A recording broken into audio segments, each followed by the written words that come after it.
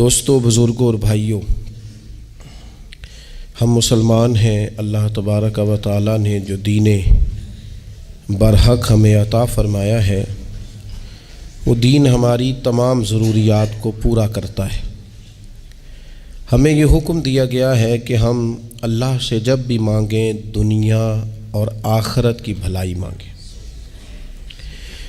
ہمارے ہاں چونکہ ایک بڑا طبقہ ایسا ہوتا ہے الا ماشاء اللہ جس کو دنیاوی ضروریات پوری طرح گھیر لیتی ہیں اور دنیا داری کے مسائل ذہن پر، دل پر پوری طرح حاوی ہو جاتے ہیں۔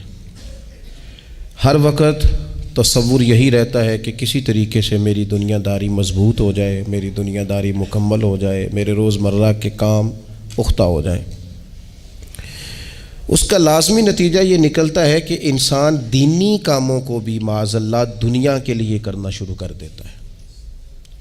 کعبۃ اللہ میں جا کر بھی، بیت اللہ شریف کا طواف کر کے بھی، حجر اسود کے بوسے کے بعد بھی، مقام ابراہیم پر نفل پڑھنے کے بعد بھی، حتیٰ کہ نبی اکرم صلی اللہ علیہ وسلم کی بارگاہ عالی مرتبت کی حاضری کے دوران بھی الا ماشاء اللہ لوگ دنیا ہی مانگتے رہتے ہیں۔ میرا فلانا کام ہو جائے، میرے بچوں کے معاملات سنور جائیں، فلاں کا مستقبل بہتر ہو جائے۔ دنیا کی خیر اللہ سے مانگنا برا نہیں، لیکن صرف دنیا ہی مانگنا اور اپنی آخرت کو فراموش کر دینا۔ اللہ فرماتے ہیں وَالْآخِرَةُ خَيْرٌ وَأَبْقَىٰ، آخرت تمہارے لیے بہتر بھی ہے اور ہمیشہ باقی رہنے والی بھی ہے۔ قرآن مجید نے سورہ بقرہ کے اندر قریش مکہ کی اس عادت کا ذکر کیا ہے۔ فرمایا جب وہ حج کرتے تو ان کا طریقہ یہ تھا کہ وَمِنَ النَّاسِ مَن يَقُولُ رَبَّنَا آتِنَا فِي الدُّنْيَا، ان میں سے کچھ لوگ یہ کہا کرتے تھے کہ یا اللہ ہمیں دنیا عطا کر دے، ہمیں دنیا دے دے۔ رب فرماتا ہے وَمَا لَهُ فِي الْآخِرَةِ مِنْ خَلَاقٍ، ان لوگوں کا آخرت میں کوئی حصہ نہیں۔ مانگی بھی ہے تو صرف دنیا، حج کر کے بھی دنیا، اللہ کے گھر جا کے بھی دنیا، شیخ کا بیعت ہو کے بھی دنیا، دینی محفل سے مراد بھی یہ، دینی اجتماعات کر کے بھی، دینی مدارس قائم کر کے بھی، خانقاہ کا، مسجد کا ماحول بنا کے بھی، اس سے بھی مطالبہ فقط دنیا کا۔ ان کفار کی اس عادت کو ذکر کر کے ہمیں سمجھایا گیا کہ جو فقط دنیا مانگتا ہے اس کا آخرت میں کوئی حصہ، اور فرمایا کچھ لوگ ایسے ہیں وَمِنْهُمْ مَنْ يَقُولُ رَبَّنَا آتِنَا فِي الدُّنْيَا حَسَنَةً، اچھا انہوں نے دنیا بھی مانگی تو صرف دنیا مانگی، حسنہ نہیں مانگی۔ اور یہاں فرمایا کچھ لوگ ایسے ہیں جو رب سے کہتے ہیں یا اللہ ہمیں دنیا میں بھی بھلائی عطا فرما، دنیا بھی دے تو حسنہ دینا، وہ دنیا دینا جو ہمارے دین کو تقویت دے، وہ دنیا دینا جو ہمارے اعمال حسنہ کو مضبوط کرے، دینی معاملات کو تقویت دے، دنیا بھی وہی عطا فرما۔ اور ساتھ کہتے ہیں وَفِي الْآخِرَةِ حَسَنَةً، یا اللہ ہمیں آخرت میں بھی بھلائی ہی عطا فرما، وَقِنَا عَذَابَ النَّارِ، اور ہمیں دوزخ کے عذاب سے بچا، اولئک لہم نصیب مما کسبوا، فرمایا ایسوں کو ان کی کمائی ہی ملے گی، جو انہوں نے کیا ہے وہ خوش نصیبی انہیں ضرور میسر آئے گی، چونکہ دنیا بھی مانگ رہے ہیں، آخرت بھی مانگ رہے ہیں۔ ہمیشہ کوئی بھی کام کریں کسی قسم کا بھی، اس میں یہ دیکھیں کہ کیا اس میں میرے لیے کوئی ذخیرہ آخرت بنے گا، کیا یہ کام میری قبر میں، حشر میں، قیامت میں میرے لیے کوئی فائدہ مند ہوگا۔ میں بڑے درد سے عرض کرتا ہوں بعض لوگ دینی کام کرتے ہیں اور ان سے جب سوالات کیے جاتے ہیں تو وہ بعض اوقات تکلیف دہ معاملہ ہو جاتا ہے کہ اس دینی کام کے پیچھے بھی وہ والا خلوص نہیں جو ایک مسلمان کا رب و رسول کے ساتھ ہونا چاہیے۔ اس دینی کام کے پیچھے بھی کچھ دنیاوی مقاصد موجود ہیں، تو اگر بڑی پگڑی اور بڑے جبے کے پیچھے بھی ایک دنیا دار چھپا ہوا ہو، لوگوں کو تو دھوکہ دیا جا سکتا ہے، رب و رسول کو تو نہیں نہ دیا جا سکتا۔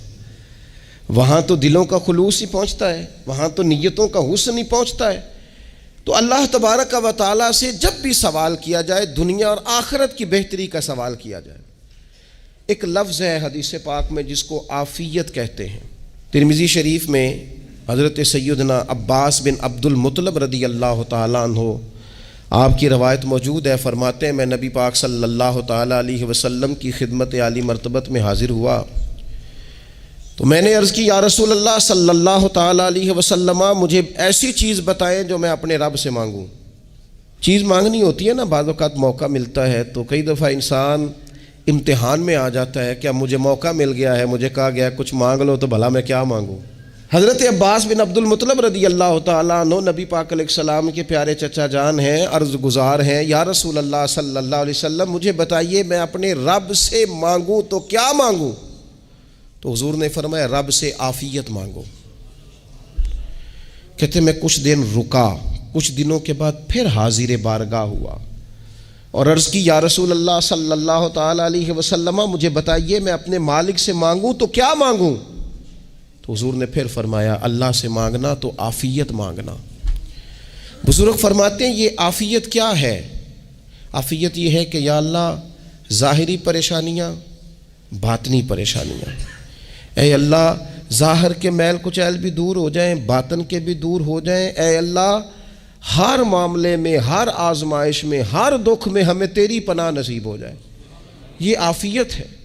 اور صوفیہ کرام فرماتے ہیں عافیت سے بڑی نعمت کوئی نہیں اگر کسی کو میسر آئے تو، عافیت سے بڑا حسن کوئی نہیں اگر کسی شخص کو یہ نصیب ہو جائے۔ اور ایک اللہ والے نے تو ایک اور بڑا خوبصورت ترجمہ یہاں کیا ہے، وہ کہتے ہیں عافیت کا مطلب ہے دل کا قرار، عافیت کا مطلب ہے باطن کا سکون، عافیت کا مطلب ہے انسان کے مزاج کا حوصلہ، ٹھنڈک، بردباری۔ جس بندے کو عافیت نصیب ہو جاتی ہے گویا اللہ اسے سکون کی دولت عطا فرما دیتا ہے، تھوڑے پیسوں میں بھی سکون، بغیر شہرت کے بھی سکون، کوئی بات مان لے تب بھی سکون، کوئی دھتکار دے پھر بھی سکون، لوگوں کی گڈ بک میں ہو پھر بھی سکون، اور اگر لوگ سارے مخالفت میں آ جائیں تو چونکہ اللہ نے عافیت دی ہے پھر بھی سکون۔ اللہ تعالیٰ نے ان لوگوں کو قرار کی دولت، اللہ سے عافیت مانگی جائے، اس میں دنیا کی بھی بھلائی شامل ہے، آخرت کی بھی بھلائی شامل ہے۔ نبی اکرم صلی اللہ تعالیٰ علیہ وسلم توجہ دلاتے کہ اللہ سے تم عافیت مانگو۔ ہمارا نا جی کیونکہ سب سے بڑا مسئلہ روحانی تربیت کا ہے، ہمارے ہاں باتیں ڈھیر سارے لوگوں کو آتی ہیں اور بہت زیادہ آتی ہیں، منصوبہ بندی کرنا، پلاننگ کرنا، اپنے معاملات کو خود سے کیسے لے کے چلنا ہے، کیسے ٹھیک کرنا ہے، اپنے حق میں دنیا کو کس طرح قائل کرنا ہے، یہ ڈھیر سارے لوگوں کو آتا ہے، اور اپنے حق میں دلائل کس طرح قائم کرنے ہیں، اس میں بہت سارے لوگ خود کفیل ہوتے ہیں، انہیں کسی سے مشاورت کی بھی ضرورت نہیں ہوتی۔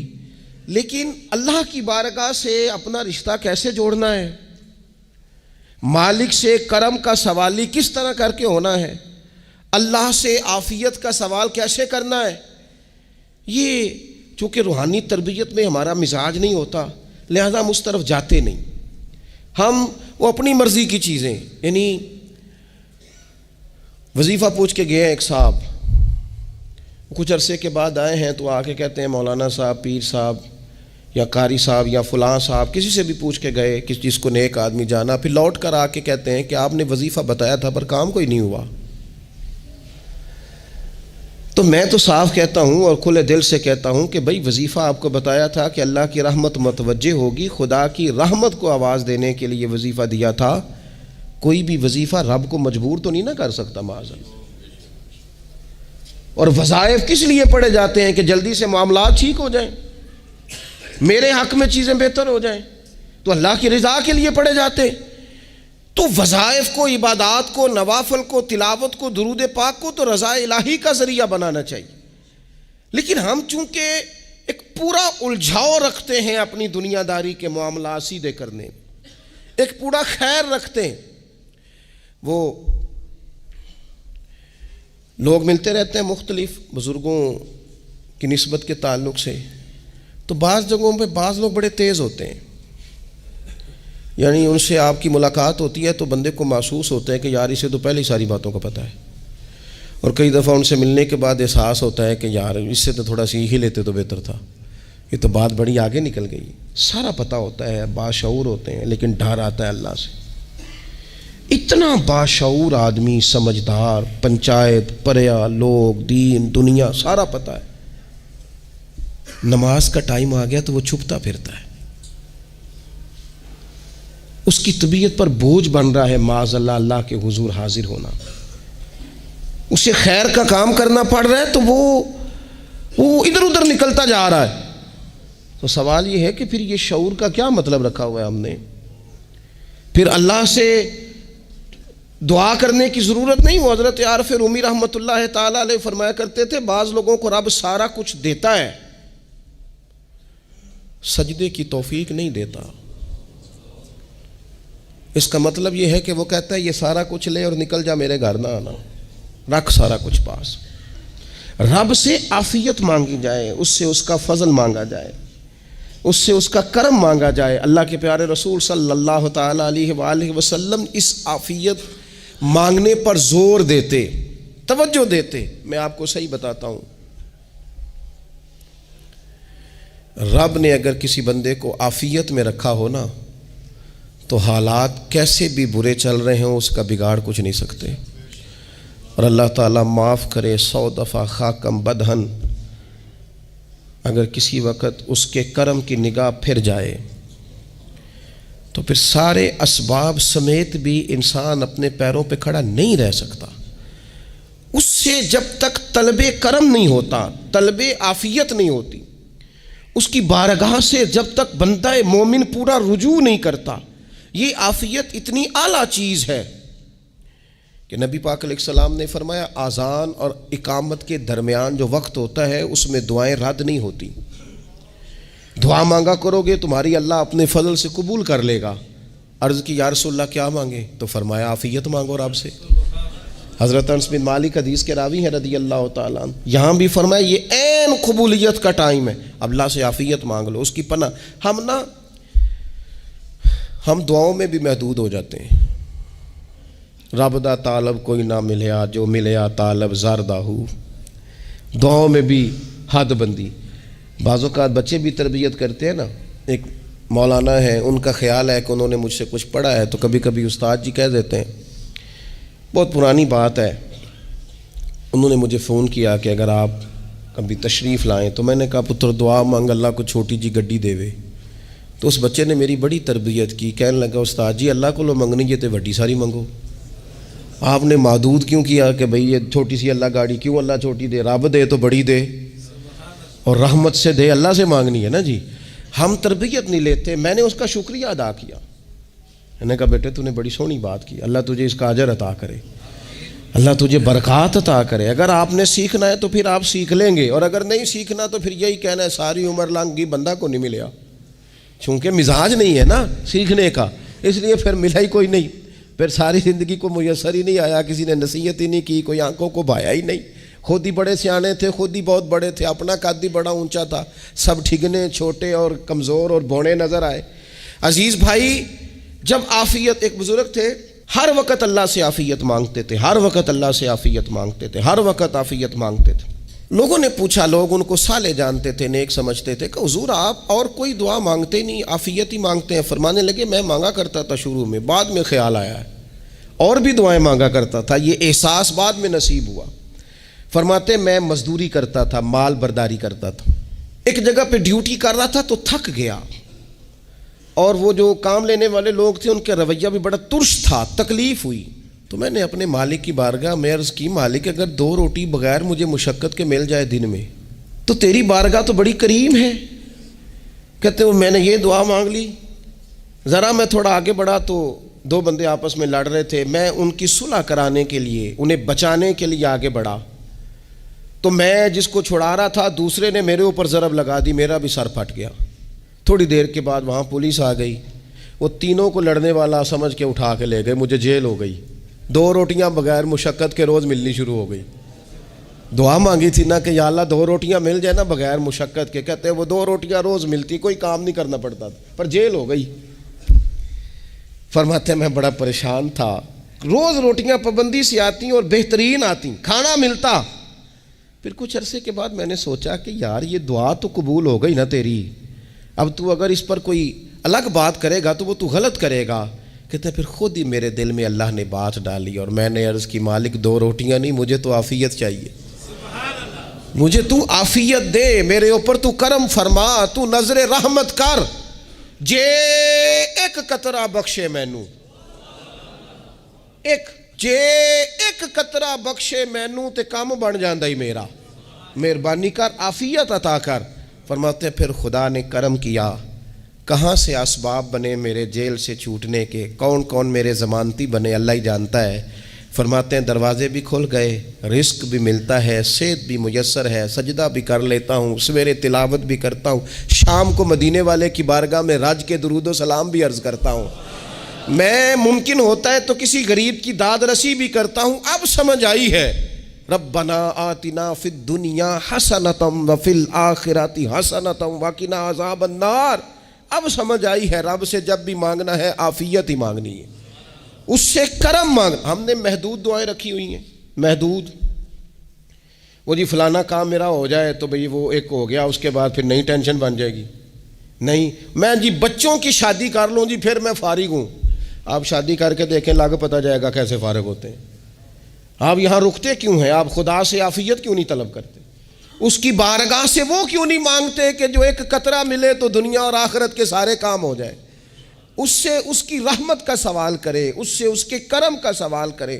اللہ کی بارگاہ میں بھی حاضر ہونا اور جچی تلی اور جناب ناپ تول کر اور محدود چیزوں کا سوال کرنا، مالک سے مانگیں، اور وہ جب دیتا ہے تو دیتا بھی بے حساب ہی ہے۔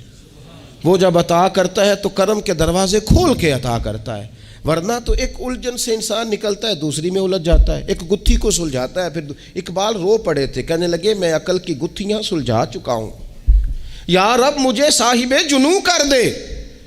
اللہ یہ بڑا میں نے ہیر پھیر دیکھ لیا، مجھے دیوانہ بنا، اب مجھے جنون ہو، اب میں کسی کے لیے رویا کروں، اب میں کسی کی یاد میں تڑپا کروں، اب میں رات کسی کے لیے میری آنکھیں بیدار رہیں۔ یہ بڑی ہو گئی دنیا داری، عقل کی گتھی حالانکہ نہیں سلجھتی، پر اقبال کہتے ہیں عقل کی گتھیاں سلجھا چکا ہوں، یا رب مجھے صاحب جنوں کر دے۔ اور پھر کہنے لگے بجھی عشق کی آگ اندھیر ہے، اب یہ مسلمان نہیں، یہ خاک کا ڈھیر ہے، تو مٹی بن کے رہ گیا کیا؟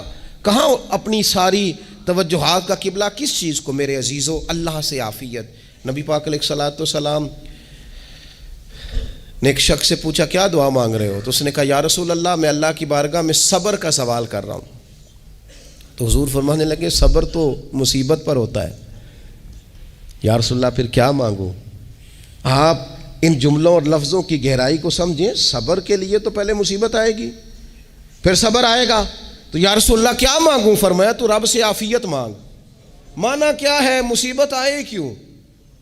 اللہ تجھے اپنی حفاظت کے حصار میں لے لے، وہ وقت ہی کیوں آئے کہ جب تیری طبیعت الجھ جائے، جب تو پریشان ہو جائے، جب تو تو اللہ سے عافیت مانگنا۔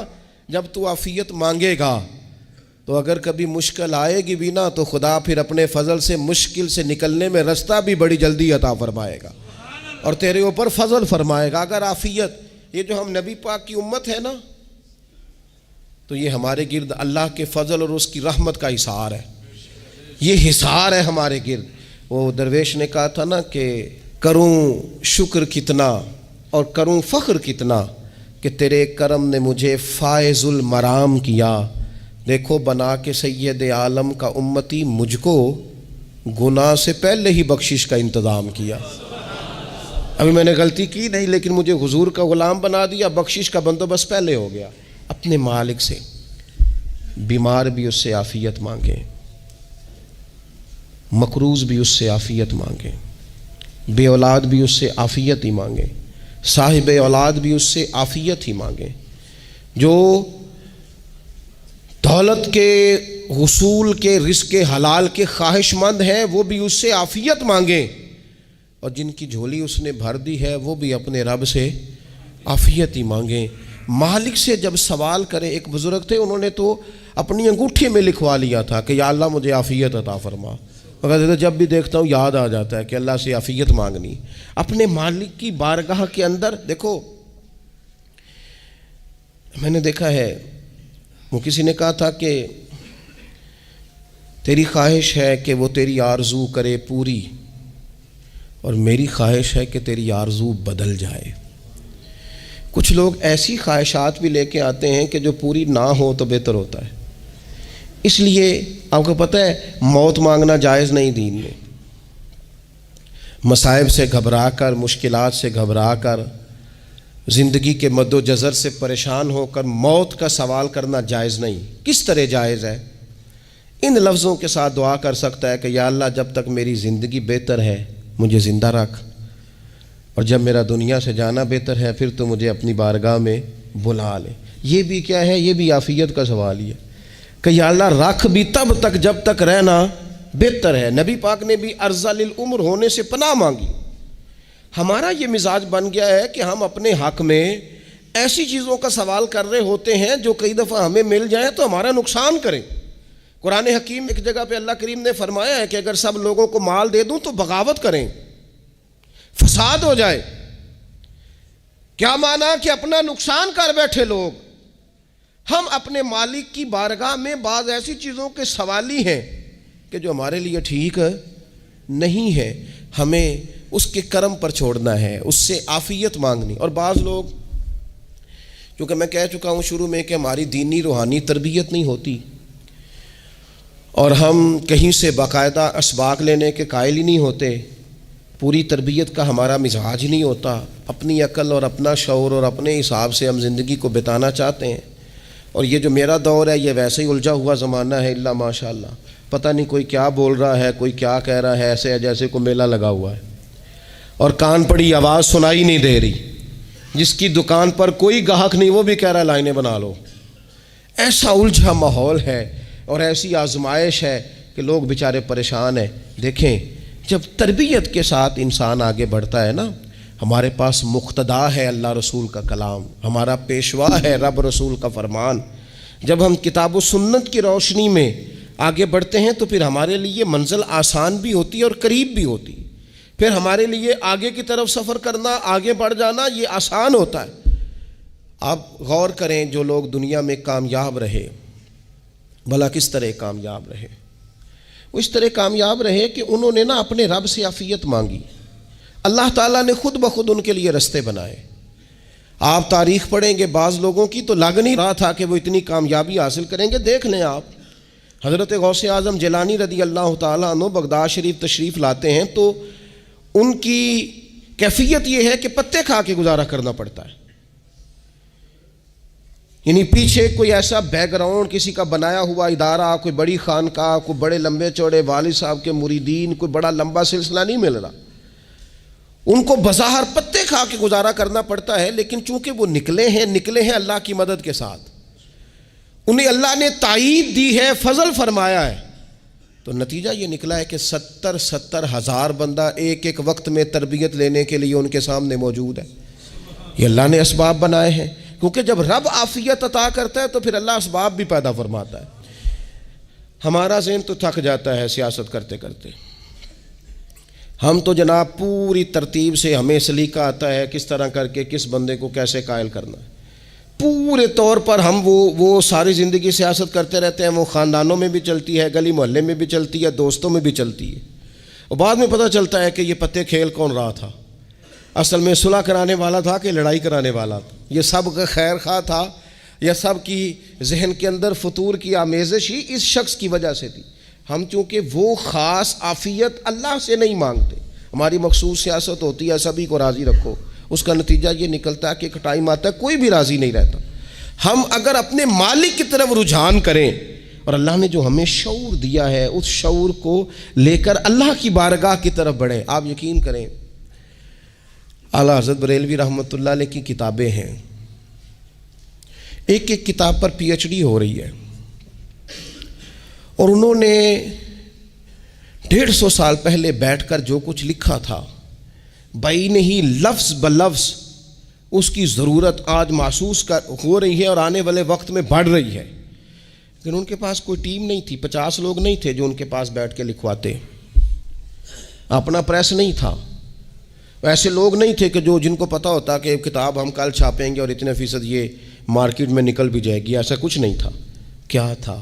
اللہ کی مدد ساتھ تھی، تائید ایزوی ساتھ تھی، اللہ نے اپنی عافیت میں رکھا تھا. وہ قرآن مجید کی آیت کا ترجمہ کرتے ہیں نا اعلیٰ حضرت، اہدنا الصراط المستقیم، یا اللہ ہمیں سیدھی راہ پہ چلا. بہت سارے مفسرین نے کہا اے اللہ ہمیں سیدھا راستہ دکھا، فرماتے ہیں اے اللہ ہمیں سیدھی راہ پر چلا۔ تو کسی نے کہا حضور یہ چلا اور دکھا میں کیا فرق ہے؟ فرمانے لگے دکھانے کا مطلب یہ ہوتا ہے کہ کسی نے پوچھا میں نے گجرانوالہ جانا ہے، تو دکھانا یہ ہے کہ اسے کہا یہاں سے باہر نکلو، روڈ پہ چڑھ جاؤ، سیدھے جاؤ گے، ایک پول آئے گا اسے کراس کرنا، نیچے اترنا، وہاں سے شہر شروع ہو جائے گا۔ پھر اس نے اگر کوئی اندرونی جگہ شہر کی پوچھ لی تو اس کو کہا کہ رائٹ ہو جانا، پھر لیفٹ ہو جانا، پھر آگے کسی سے مزید۔ یہ ہے راستہ دکھانا، اور ایک ہے چلانا۔ اس نے کہا میں نے گجرانوالہ جانا ہے، تو اس نے کہا ساتھ بیٹھنا میری گاڑی پہ، جہاں تو نے جانا ہے میں چھوڑ کے آتا ہوں۔ یہ راستے پہ چلانا ہے، یہ مقام تفکر ہے، آپ اس پر غور فرمائیں گے۔ کہتے ہیں یا اللہ تو ہمیں راستہ دکھائے گا اور دکھاتا ہے، لیکن چاروں جانب شیطان بھی تو بیٹھا ہے نا، فتنے بھی تو ہے نا، تو اگر تیری رحمت ساتھ ساتھ رہے، مانا کہ محبت کے سفر میں ہر گام پہ 100 مشکل ہے، لیکن یہ سفر آسان بھی ہے اگر ساتھ تمہارا ہو جائے۔ اگر تو ساتھ چلے تو پھر یہ سفر مشکل ہے۔ وہ ہارون رشید نا اپنے محل کی چھت پہ ٹہل رہا تھا، سب سے اوپر والے چوارے پر، نیچے سے حضرت بہلول دانا گزر رہے تھے، اوپر اس کے ساتھ سپاہی بھی تھے، گن مین بھی تھے۔ اس نے کہا یہ بابا تو ذرا اوپر اٹھاؤ۔ انہوں نے ایک ڈولی، ایک ٹوکری سمجھ لیں، اس کو رسیاں باندھ کے نیچے پھینکا۔ نیچے جو سپاہی تھے ان کو کہا کہ یہ بابا جی کو پکڑ کے اس میں بٹھاؤ۔ انہوں نے جبرن تھاما بابا جی کو، اس میں ڈالا، اوپر والوں نے کھینچ لیا۔ 2-3 منٹ لگے۔ ہارون رشید کے سامنے حضرت بہلول دانا پہنچ گئے تو تھوڑے ناراض بھی ہوئے کہ یہ کوئی طریقہ تو نہیں نا بلانے کا۔ ملاقات ہوئی تو کہا کیوں بلایا؟ کہنے لگا ایک مسئلہ پوچھنا تھا۔ فرمانے لگے بادشاہ ہے نا، تیرے مسئلے پوچھنے کا بھی اپنا ہی انداز ہے، پوچھ مسئلہ۔ کہنے لگا بابا پوچھنا تھا کہ آپ اللہ تک کیسے پہنچے؟ حضرت بہلول دانا چپ کر گئے۔ 2-4 منٹ کے بعد کہنے لگے جس طرح ابھی زمین سے تیرے تک نہیں پہنچا، بالکل اسی طرح ہی پہنچ گیا ہوں رب کریم کی بارگاہ تک، اور وہ بھی جو اس نے کرم فرمایا ہے، ورنہ میں تو نہیں سمجھتا کہ میں پہنچ گیا ہوں، وہ بھی اگر تیری خوش گمانی ہے۔ تو ہارون رشید کہنے لگا مجھے سمجھ نہیں آئی۔ فرمانے لگے تو بادشاہ جو ہے اتنی جلدی کیسے سمجھ میں آئے گی تجھے بات؟ فرمانے لگے اگر میں تجھ سے ملنا چاہتا نا تو میں ایک درخواست لکھتا، پھر کسی وزیر سے سفارشی سائن کراتا، پھر وہ جمع کراتا، پھر مجھے ٹائم ملتا کہ فلاں دن فلاں تاریخ فلاں ٹائم آ جانا، پھر آ کے میں لائن میں لگتا، پھر بھی تو بادشاہ ہے، تیرا موڈ بنتا ملنے کا کہ نہ بنتا۔ جب میں چاہتا تو پتہ نہیں کتنا ٹائم لگ جاتا، جب تو نے چاہا ہے نا تو 1 منٹ بھی نہیں لگا۔ فرمانے لگے میں نے دعویٰ ہی نہیں کیا کہ میں جد و جہد کر کے پہنچوں گا، میں نے تو رب کی بارگاہ میں عاجزی کی ہے، پھر رب نے ہی کرم فرمایا ہے، اسی نے مہربانی کی ہے۔ مانا کہ محبت کے سفر میں ہر گام پہ 100 مشکل ہے، لیکن یہ سفر آسان بھی ہے اگر ساتھ تمہارا ہو جائے۔ اس کے کرم کا ساتھ رہا ہے، اس سے عافیت مانگی ہے، اپنے آپ کو اس کے سپرد کیا ہے تو اس نے کرم کر دیا۔ جب تک یہ مزاج نہیں ہم بناتے کہ مالک سے عافیت کا سوال کریں، اپنے آپ کو اپنے رب کے حوالے کر دیں، اس کی رحمتوں کے سپرد کر دیں، اتنی دیر تک زندگی میں ٹھہراؤ نہیں آتا، قرار نہیں آتا۔ مشکات میں موجود ہے، اللہ کے پیارے رسول صلی اللہ تعالیٰ علیہ وسلم تیمارداری کے لیے گئے تو صحابہ کرام فرماتے ہیں وہ بندہ نا اتنا پتلا نحیف اور لاغر ہو گیا تھا جس طرح چڑیا کا بچہ ہوتا ہے، کمزوری ضعف طاری تھا۔ تو محبوب کریم نے اسے دیکھا تو بڑے کریمانہ انداز میں کریم فرمانے لگے تو کوئی دعا نہیں مانگتا، تو عافیت نہیں مانگتا اللہ سے؟ عرض کی یا رسول اللہ صلی اللہ تعالیٰ علیہ وسلم، میں نے اپنے رب کی بارگاہ میں عرض کی ہے مالک قیامت کا عذاب بڑا سخت ہے، میں نہیں برداشت کر سکتا، تو نے اگر مجھے کوئی سزا دینی ہے تو یہیں دے لے، قیامت کو نہ دینا۔ تو کہتے ہیں محبوب فرمانے لگے سبحان اللہ، او خدا کے بندے تو رب کی سزا دنیا میں بھی نہیں سہ سکتا، اللہ سے یہ بھی سوال نہ کر، تو رب سے کہہ ربنا آتنا فی الدنیا حسنۃ وفی الآخرۃ حسنۃ وقنا عذاب النار۔ تو رب سے دنیا میں بھی حسنہ مانگ، بھلائی مانگ، تو آخرت کے لیے بھی بھلائی مانگ، تو اس سے عافیت کا سوال کر۔ تو نے یہ سوال کیوں کیا؟ عرض کی یا رسول اللہ کرم ہو گیا ہے، مجھے سمجھ آ گئی ہے، اب میں اسی طرح ہی کروں گا۔ عزیز دوستو ہم کہاں سہ سکتے ہیں؟ ہم دنیا میں رب کی سزا ہم نہیں سہ سکتے، ہم کمزور ہیں تو گرمی نہیں سہ سکتے، شدید سردی نہیں سہ سکتے، شدت کی بھوک لوگ نہیں سہ سکتے، کوئی آزمائش نہیں سہ سکتے۔ وہ جو لوگ بعض اوقات کہہ دیتے ہیں نا جی فلاں چیز ہمارے اعمال کا نتیجہ ہے، تو میں کیا کرتا ہوں، نہ کو یار، ہم تو یہ بھی نہیں سہ سکتے، ہم کہاں برداشت کر سکتے ہیں، ہمیں تو وہ معاف ہی فرمائے۔ ہم حساب والے ہے ہی نہیں، ہم تو صرف معافی والے ہیں۔ ہم سے نہ حساب پوچھے، اس نے حساب پوچھا تو پھر تو بڑی مشکل ہو جائے گی۔ اگر اس نے حساب پوچھا تو بڑی رسوائی ہو جائے گی، اگر حساب پوچھا تو مشکلات سامنے دکھائی دینے لگ جائیں گی۔ ہم سے تو وہ درگزر والا معاملہ کرے، ہم سے تو وہ کہے جا میں نے محبوب کے صدقے تجھے معاف کیا، جا تیرے لیے رحمت اور بخشش والا فیصلہ کیا۔ وہ کوئی سبب، اس کی رحمت کسی سبب کو دیکھ لے اور درگزر کر لے۔ تو آج کی پوری گفتگو میں آج آپ کو بڑی ذمہ داری سے یہ گزارش کر رہا ہوں، اللہ سے عافیت مانگے، ہر وقت عافیت مانگے۔ میری سالوں سے روٹین ہے، میں دعا مانگتا ہوں، اللہم انا نسألک العفو والعافیت فی الدین والدنیا والآخرہ۔ اور یہ خاموش تبلیغ ہوتی رہی، میں مانگتا رہا، کئی بچوں کو ویسے یاد ہو گئی، اس کو یاد کر لیں، اللہ سے عافیت مانگے، دین میں، دنیا میں، آخرت میں، اس کو اپنا مزاج بنائیں۔ اللہ تبارک و تعالی ہم سب کو عافیت نصیب فرمائے۔ آخر دعوانا الحمدللہ۔